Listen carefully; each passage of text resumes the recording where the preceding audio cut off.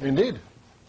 So we were talking about, I guess, the nature of checks and balances and why the Founding Fathers were so, they were extremely well-educated people, extremely well-read people. Thomas Jefferson wrote and read in multiple languages. You have a sense, they studied ancient law, ancient civilizations from Greek and Rome. In fact, the papers, they talk about it.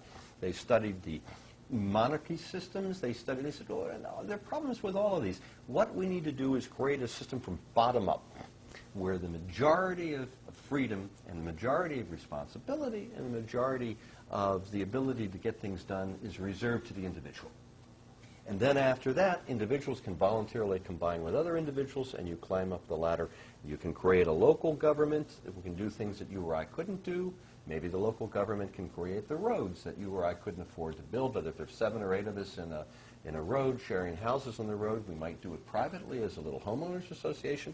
And we climb up the level. Things that cannot be done at the city level can be done at the state level. Things that can't be done at the state level are reserved to the federal level. But most things can be done at the city.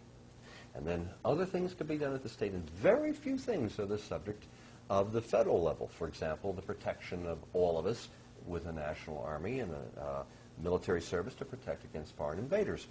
So they recognized that. So they designed the Constitution to limit the powers of the federal government to just those within the 4 corners of the Constitution. And to reiterate that, to make it absolutely clear so no one would be confused about it, they created the Bill of Rights. And the Bill of Rights is designed to protect ye and you, us, the citizens, against the government. The government doesn't need protection. It's the government. And the last 2, the 9th Amendment and the 10th Amendment, are designed to specifically say, lest you get confused about this in the future, nothing that is not written inside these 4 corners of the Constitution is reserved to the federal government. If it's not in here, they can't do it, and it's reserved to the states or the people. Exactly. Now that's a pretty incredible creation. It is. It's never been done before in the history of the planet. So this book directly ties into the founding of America, of course. And it is, it is an extension of the founding principles and the founding documents. But, the founding documents are no longer respected as they were intended to be used. We've come so far away. So do you see us moving back to where we take these documents seriously again? Is that the aim? Yes, we'll either move back or we'll collapse as a society, as a civilization, and we'll be a footnote in history. And we will be gone 50 years or 100 or 200 years from now, and then people will look back fondly saying, you know, there's this marvelous experiment in a republic. And of course, we're not a democracy. A democracy is 2 wolves and a sheep voting what's for dinner. I can tell you the outcome of that vote before that really? happens. People say, well, minority rights are important. No, the individual's rights are important. What's the difference? You say, well, we have a minority threshold. If there are 5 sheep who vote with the 7 wolves to eat the 6 sheep, well, then that's okay, because the majority, the supermajority, and the minority of the sheep were protected. It's the minority of one. If you could say, hey, I take the minority down to 1 individual, amen, I agree with you. There isn't anything that gives any more power to a group of people. A collection of people is a mob.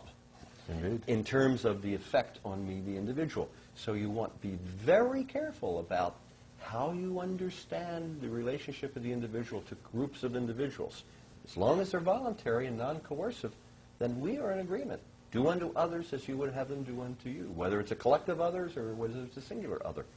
So yes, we've come a long way from that, but in spite of it, the Constitution is still creaking along, it's still functioning. We have to get back probably to 100 years ago to where people understood that this actually is the bedrock. There's no such thing as a living, breathing Constitution.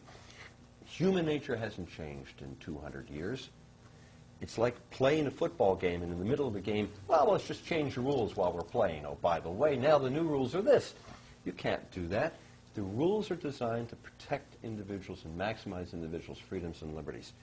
Now, what they're not designed to do is to deal with political parties. One of the warnings that the federal government, that when Washington left the government as the president and stepped down after 2 terms and said, that's enough, and he set a precedent for many, many, many presidents who followed him until Franklin Delano Roosevelt decided to stay in power until he died.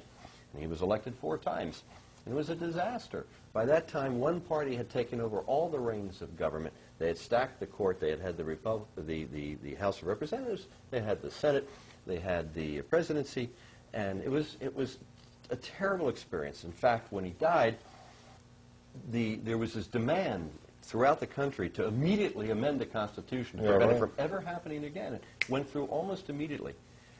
Clearly, we didn't want to see a dictatorship being formed. So you see the Constitution still being a powerful document that you can still tap into, and you can still revive the power of these founding documents. That's right. I was exactly right. Washington said, do not allow political parties to be formed. Right. That will be your curse. Within a couple of election cycles, poof, we had political parties. So what is the strategy in the book? Is that for political change? I mean, it is for patriot activists. Do you want to change the parties? Do you want a different system? We want to restore the integrity and the trust that American citizens have for their government. Americans do not trust their government. Poll after poll says they think that Congress is corrupt. Both parties are the same, twiddle-dee, twiddle-dumber. They don't trust the federal government. You don't have a society where the people believe that the people in Washington, D.C. are looking out for their interests. And, of course, we know that's true.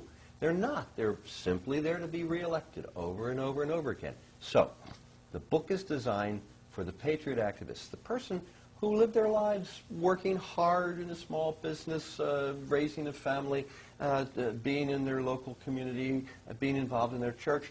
And it didn't matter. Politics was unimportant. They basically assumed that people in Washington were honest people just like them.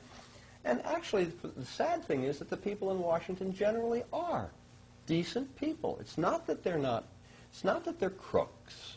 The problem is that the system has evolved into a system of political parties where you create these blocks of political power, and where the goal is to be reelected. And as soon as you win election, you start the next campaign the next day to raise money to be reelected again. And we have this curse taking place, which means that people are involved in isms instead of taking care of individuals and recognizing that power comes from the bottom up, and that the government can't be in the business of solving everybody's problem. Not only is it not possible to do that under the Constitution, but it doesn't work in the real world. Right. So the thing is to change the system, or change the existing parties, or break it all down, or... Well, let's take the Tea Party movement. Right. Okay, we've got tens of millions of people. They're well educated. They are people who are extremely tolerant. Now, we have some individuals painting Tea Party members as being racists, for example. I've heard that charge. This is ridiculous. I know thousands of people in that movement, people who are Chinese American, people who are black American, people who are from India, people who are born and raised in this country. And they all have the same sense of love of America. And they want to see a just society where political corruption can't control from top down the society, and create a mechanism where crony capitalism, it's the same problem. What is crony capitalism with big business? It's buying the votes of big government. It's re-electing the same people who give them the same benefits to the exclusion of the individuals. So the goal is, doesn't matter whether a person's a Democrat, whether they're Republican, whether they're an independent. If you vote for people, and if you put people into office who have the same values, then you'll accomplish a change, a wonderful change to make the society better. And we can fix it.